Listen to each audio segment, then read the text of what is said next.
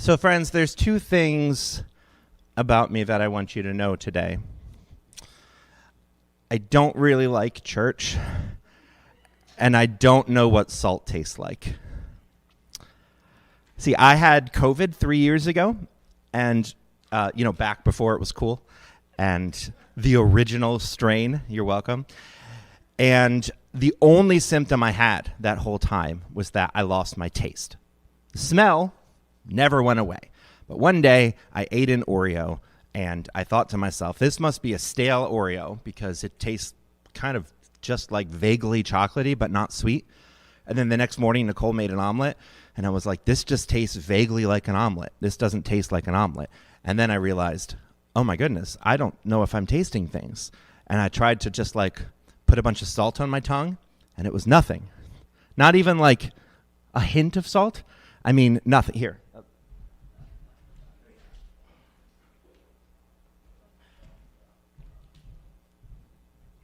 This is lemon juice.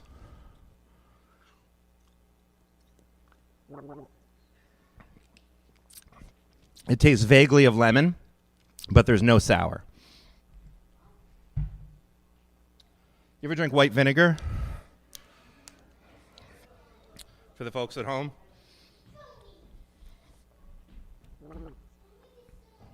Nothing. It's funny because I can't taste it, but it's still shriveling my mouth. The effects are still there, but I have no idea what it tastes like. It's just kind of like evil water.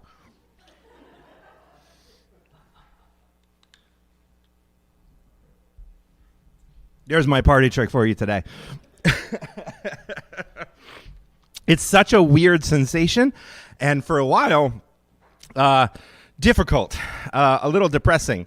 But at some point, it just kind of became normal that I don't remember what taste tastes like. So people say to me all the time, oh, how hard it must be to not be able to eat. But I, at this point, forget what I have lost. And so I don't miss it because I don't remember what it is that I missed. Does that make any sense? I literally have no idea what I have lost. And I was thinking about this text the other day. I don't know if you remember, right before Christmas, we had that flash freeze, and there was ice everywhere. We had ice on the sidewalks, and I had not prepared for that. And so I didn't want my neighbors to slip and me get sued. So I just found a big old thing of kosher salt in our pantry and just threw it all over the sidewalk because I don't care about that. I can't taste it anyway, so I don't put it on my food. I mean, poor Nicole, if she was hoping to have salted food. But to me, it was only good for throwing on the ice and trampling underfoot. And I thought, oh, there you go, Jesus. Finally, that passage makes a little bit of sense. Because this part of Matthew has always bothered me since I've heard this and heard this preached 10,000 times. If salt loses its saltiness, how can it be made salty again? Right? Salt can't lose its saltiness. That's not a thing that happens to salt.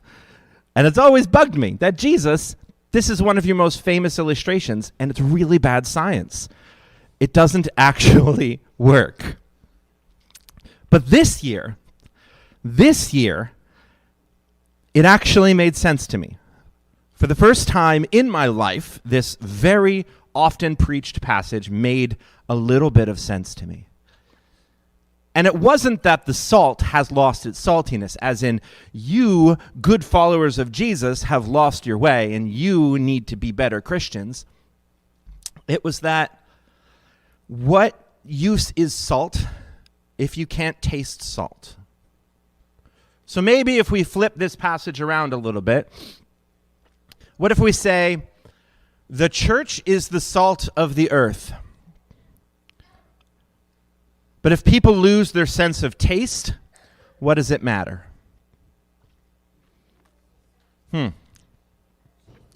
If a person has been hurt by the church or by a church person, It doesn't matter how great the next church is, they will not be able to receive it. It doesn't matter how hip and fresh and young and contemporary that church is. It doesn't matter how Justice folks, how practical that church is. It doesn't matter how applicable, how loving, how wonderful, how inclusive that church is. If a person cannot receive it, if a person cannot taste the salt, it won't matter. They could walk into an abusive megachurch and some incredible Jesus-focused church, and it would be the exact same experience. And I get that. Deep in my soul, I get that because I not only lost my sense of taste recently, but I lost my taste for church a long time before that. I grew up in the church, which is probably an understatement. From the time that I was attending like daycare until I graduated from seminary, I have never attended anything except for Christian schools. I mean Christian daycare, preschool, kindergarten, elementary school, high school, college, seminary. I'm currently getting a doctorate in ministry. I have never once attended anything but a Christian school. I have been to church my entire life. My dad was the head elder and the worship leader. I was there on the weekends and the weekdays and the evenings and the morning. I lived and breathed church every single moment of my life. There are pastors in my family tree all the way up in the branches. You cannot escape the church in my upbringing, which meant I knew how the sausage got made, and I didn't want to eat it because churches chew people up and spit them out in my experience. And I attended this school that was kind of a really strong Pentecostal, charismatic kind of a place. You can imagine the kind where they're like people rolling in the aisles and speaking in tongues and all the very forward-facing things, but it was also very manipulative, very abusive. I've been through a lot of therapy to try to get through it. One brief example of that, and I could be here for hours giving you examples, but one brief example is I remember very clearly my 7th grade Bible teacher telling us that every single time you sin, you forfeit your salvation until you've asked for forgiveness for that sin. Okay, I mean, the logic makes sense, right? They would say sin separates you from God. Jesus will free you from that, your punishment, if you ask for it. So therefore, every time you sin, you must need to ask for it. I get the logic. It's just wildly inaccurate. But I didn't know that as a 7th grader. He said to us that if Billy Graham were driving home from his greatest crusade, having saved thousands of souls, he was singing glory in his car, got cut off by an 18-wheeler, used the Lord's name in vain, and died, he'd go to hell because he didn't have a chance to apologize. And I thought to myself, okay, then this is about dying at the right time, or it's about never sinning. And a 7th grader that I was couldn't stop sinning. I don't know if you remember being 13, but there's a lot of hormones happening. There's a lot of thoughts that are popping into your mind that have never been in your mind before, that the church is telling you are sinful and dirty and awful, and every time you think them, it's like you've done it, because Jesus said that. And so you are guilty of adultery and premarital relations every time you have any kind of impure thought. I don't know, maybe nobody else got this teaching. I did. And so I would go through these cycles of repentance and rededicating my life to God and then falling away and backsliding. And I thought to myself at some point, surely everyone else gets this and I don't. Surely if God predestined some for salvation, he must have predestined others for damnation. And I must be one of them. One of those people that was created to simply stoke the fires of hell. And so I lived with that knowledge of myself. You want to talk about how you reflect the image of God? For most of my adolescent life and early adulthood, I didn't think I did. I thought that I was one of those people who was created just to show how good God can be for saving everyone else.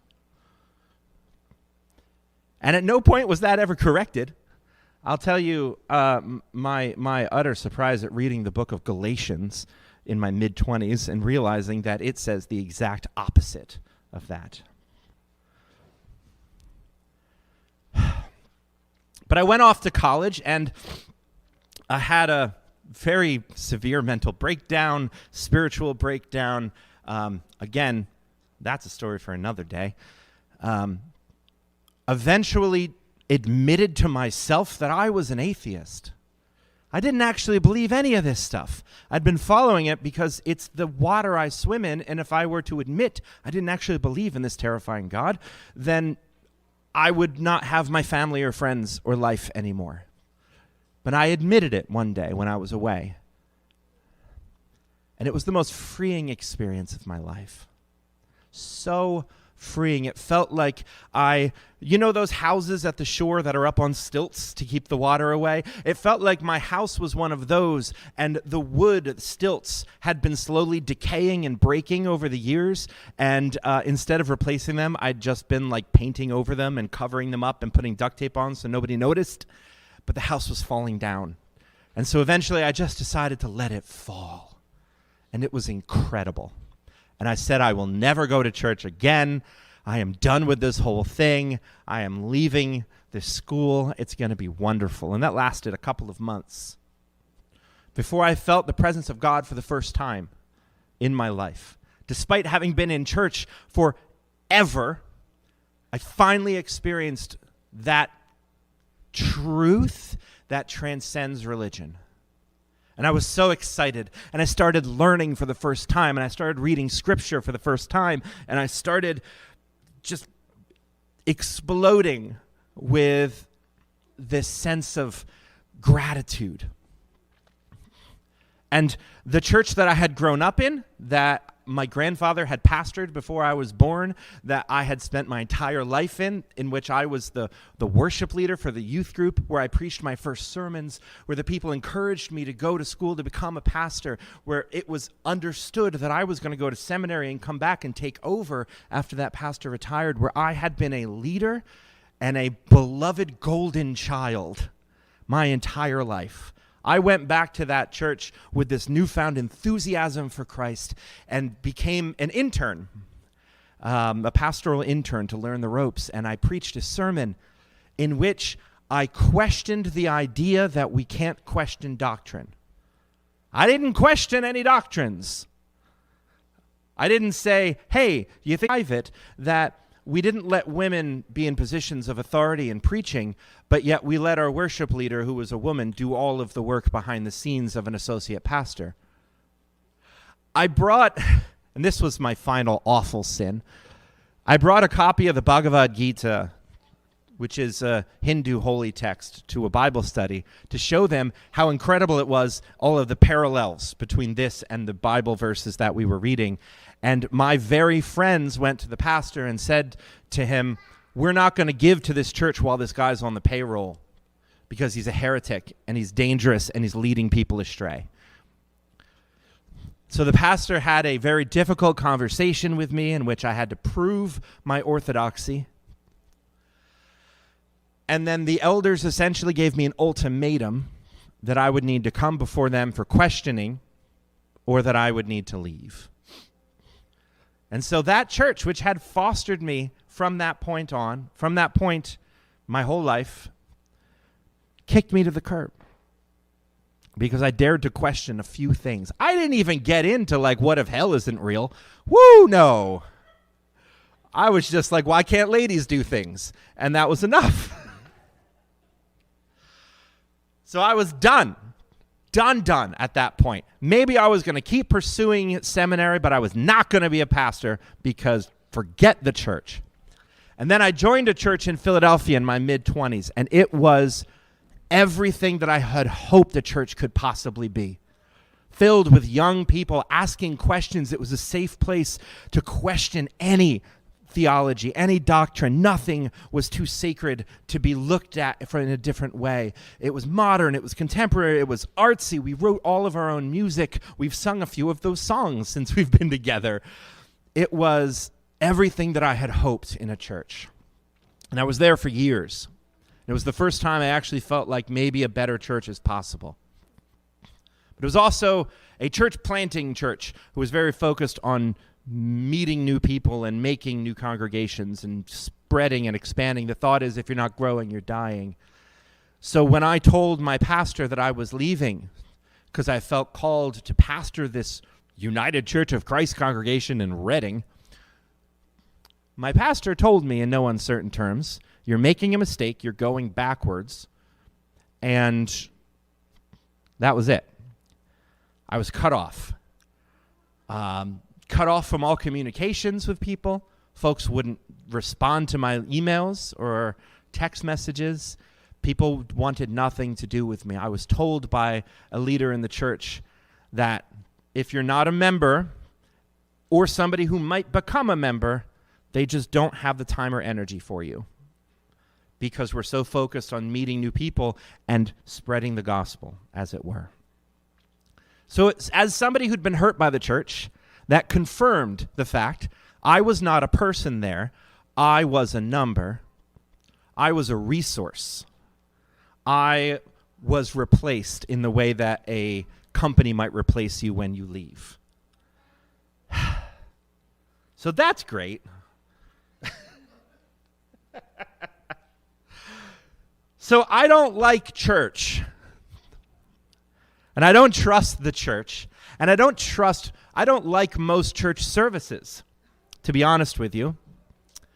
Because sometimes I'll be in a church service, and especially one that is kind of a more traditional service, and I'll hear a word or a phrase. I'll hear a chord progression, and I'll get triggered. And I'll go back to being 13 years old, hating myself and thinking that I deserve hellfire and damnation. I'll hear some trendy little bit about church now, and I'll go back to feeling like I'm just another number, another resource. And I have tried to get out of this, like Michael Corleone from The Godfather, but every time I try to get out, they suck me right back in. Godfather 3, right? That didn't happen. Because every time I bargain with God about doing something different, I hear the same exact thing. I hear, you are not called to be the pastor for the lifelong die-hard stalwarts, though we're glad you're here. And I love you. But you are called to be the pastor for the doubter, the skeptic, the agnostic, and the people who don't trust religion. And so you, my beloved friends, are helping me as much or more than I am helping you spiritually in this church plant on the edges of chaos, as it were. Because being in this space where we can be open and honest without some kind of manipulative end game about numbers, this is unlike any space that I've encountered. We're working hard to make sure it stays like that.